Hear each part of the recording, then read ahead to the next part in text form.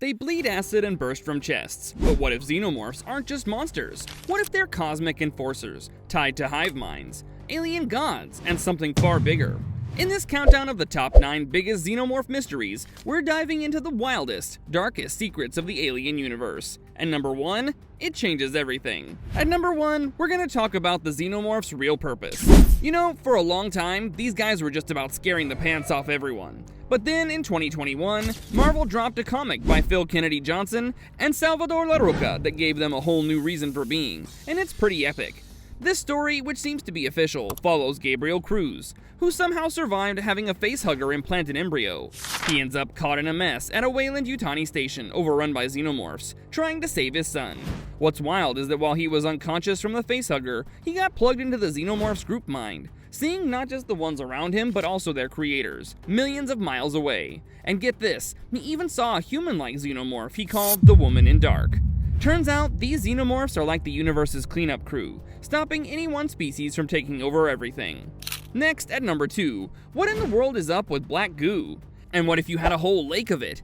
In the movies, the engineers had this super advanced black goo, also called chemical A03959X91-15. It's a crazy mutagen that can make or break life. David the android spent years studying it and figured out it's for wiping out non-plant life on planets.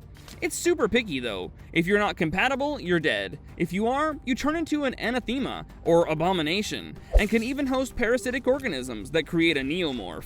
We saw it turn a geologist into a super tough monster, and even worms into acidic, fast-healing hammerpedes. Plus, it made Elizabeth Shaw, who couldn't have kids, pregnant with a trilobite. Then David used it to create the xenomorphs we know. In the Fire and Stone comic, a survey crew found an entire lake of this black goo. An astrobiologist named Francis Lane, who had a disease, realized it was like a mix of all genetics and super aggressive. He thought he could use its healing side for good, even for cancer, but he injected his synthetic friend Eldon with a whole syringe. Eldon turned into a monster with a maw in his belly that infected a predator. Eventually, Eldon even merged with the living moon itself. The theory here is that the engineers found the xenomorphs already fully morphed and then reverse engineered them to create the black goo. Both the goo and the xenomorphs are living parasites, so it makes some twisted sense. Moving on to number 3, what was the real deal with the space jockeys and their connection to xenomorphs? Back in 1979, Alien showed us this huge alien, the pilot, on LV-426, with a chest ripped open and surrounded by eggs. H.R. Giger designed it, and it was supposed to be mysterious. Fast forward to 2012 with Prometheus. Ridley Scott decided to show us more. We learned the space jockeys are actually engineers, tall, pale aliens who seed planets with life using the black goo. And that big pilot in Alien was actually an exoskeletal suit the engineers wore. Prometheus also showed the birth of the Deacon, a creature that looks like an early xenomorph.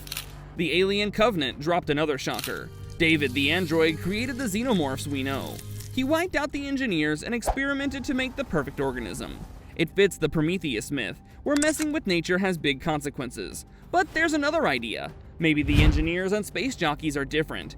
The original pilot might have been a real body, not a suit. Perhaps these colossal beings visited the xenomorph homeworld to tame them, or even created the engineers from humans, explaining their human-like look. At number 4, how adaptable xenomorphs are to their hosts. This is one of their most amazing and terrifying traits. They can grow inside almost any living thing and super fast. We've seen chestbursters pop out of humans, dogs, and even predators.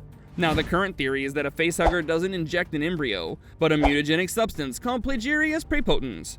This stuff is crazy. It can unzip genetic material super fast and build up mass from anything around it. With the right blueprint and enough food, it can go from a single cell to a full-grown creature with organs in just hours. So the facehugger injects this stuff, and it rearranges the host insides on a molecular level to form a chestburster. And here's the cool part. The chestburster copies 10 to 15% of the host DNA. That's why predaliens have predator mandibles, and runner xenomorphs are quadrupedal. The time it takes varies, with royal chestbursters taking the longest. And get this, facehuggers apparently need their prey to be scared for the best results, as frightened hosts produce better embryos. It's a lethal process, but the facehugger gives the host gases to breathe so they don't die too soon. Up next at number 5, how are the xenomorph queens actually made? This is a huge debate, but one thing's for sure, queens are serious about spreading their species. When a new queen takes over, she'll destroy any other eggs, facehuggers, or praetorians, but leaves drones and warriors alone. Bishop, the synthetic from the Alien novel, thought royal jelly, like what queens eat, might be the secret. This hints that a queen is born to be a queen. Alien 3 actually showed a royal facehugger that implanted a queen embryo along with a regular one. The special edition of the movie even showed how 2 embryos came to be from one egg. The royal ovomorph laid 2 eggs, one for the queen and one for a drone to protect her until she matured. The queen chestburster in Alien 3 even looks different, with a head crest and extra arms. In the novel and Alien vs. Predator games, queens can also evolve from lower xenomorphs like Praetorians and drones. The games even show a Praetorian transforming into a queen, and in the Alien vs. Predator Requiem movie, a Predalien could directly impregnate humans with multiple xenomorph embryos, making it sort of a premature queen that builds an army super fast before becoming an egg-laying machine. Now for number 6. Is it even possible that xenomorphs evolve naturally? From a scientific point of view, there are 2 choices. Either they evolved through natural changes, or someone made them. Xenomorphs are like the perfect killers. It might seem crazy, but it's possible they happened on their own, without any higher beings getting involved. But xenomorphs are so good at being top predators that they'd wipe out all their life, and then themselves once there's nothing left to eat. So why would nature create something that destroys itself? Plus, the movie strongly suggested the engineers created them, and then David from the later movies tweaked them even more to make them super deadly. This makes the other idea more likely. Someone experimented to create the xenomorphs.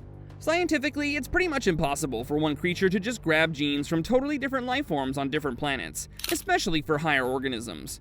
Natural changes usually happen because of natural forces, but xenomorphs can do this, and their genetic stuff is super flexible. This can't happen naturally unless their biology was messed with on a tiny cellular level through some kind of tech. So the only sensible reason is that a smarter race changed xenomorph DNA so their offspring can grow inside creatures from wildly different genetic backgrounds and planets, while still looking like xenomorphs and having some of the host traits to help them survive. Jumping to number 7, we're gonna see how smart the xenomorphs actually are. Ridley Scott planned an alternative ending for the first Alien, where the xenomorph kills Ripley, then uses her voice to contact Earth and say it's coming home. According to Dr. Paul Church's research in Alien's Labyrinth, their heads have special cells that let them sense brainwaves and figure out what other animals are like just by looking at them. Strong electromagnetic waves can even give them a brain freeze. So these guys are known for being fierce hunters, but how intelligent are they? Well, they can mess with technology, knocking out electrical systems and leaving humans in the dark. That's pretty clever for a wild beast, even smarter than the raptors in Jurassic Park. At Hadley's Hope and the USM Auriga, xenomorphs showed amazing problem-solving skills, figuring out how to use machines and adapt to a mechanized world.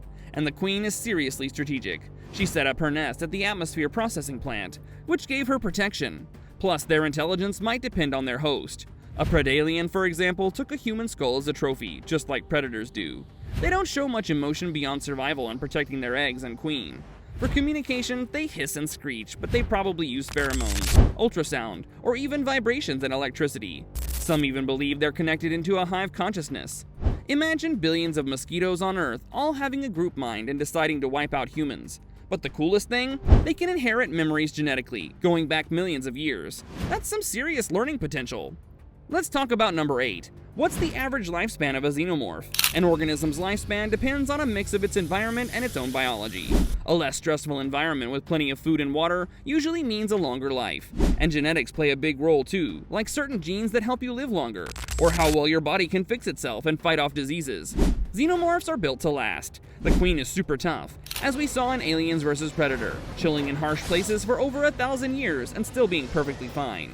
Even in their egg form, ovomorphs can last a century or more. You see, even though they look metallic, their bodies are partly made of really flexible and strong material that even protects them from their own acidic blood. Plus, they have amazing defensive features, and the cunning minds of expert hunters. In some ways, they're like super resilient viruses, loaded with defense mechanisms to help them survive for a very long time. And finally, at number 9, what about their collective consciousness? Xenomorphs are truly fascinating and scary. One thing that makes them even more mysterious is their group mind or collective consciousness. Like some social insects, xenomorphs act like one big organism, with one mind controlling many bodies, all focused on the same goal. No rebels, no defiance. While we don't fully understand their hive mind, one comic actually talked about a whole war between red and black xenomorphs. We learned that the Queen Mother of Xenomorph Prime, basically the ultimate boss of all xenomorphs in the universe, could send mind signals to her kind thousands of light years away. She could even mess with human dreams, which is pretty wild. It's thought that the smart aliens who made xenomorphs gave them genetic memory, so knowledge gets passed down through generations. This inherited knowledge probably helps them adapt to new places and hosts. What's cool is how they communicate. Some use smells called pheromones, some are telepathic and act more like a single unit, and others use a mix of pheromones, telepathy, and even body language to show complex ideas. Maybe the most interesting part is that individual xenomorphs can develop their own personalities as they adapt to new hosts and places. They gain genetic memory and unique traits. This means their group mind changes and grows with the experiences of each xenomorph. So the xenomorph hive mind is a super complicated system, both amazing and terrifying. So yeah, xenomorphs aren't just killers, they're cosmic enforcers with a mission. Hive minds, ancient creators, and that creepy woman in the dark? We're just getting started. If you liked this video, you can check out this other cool video that's appearing on your screen. Click on it to see. Go ahead, click it.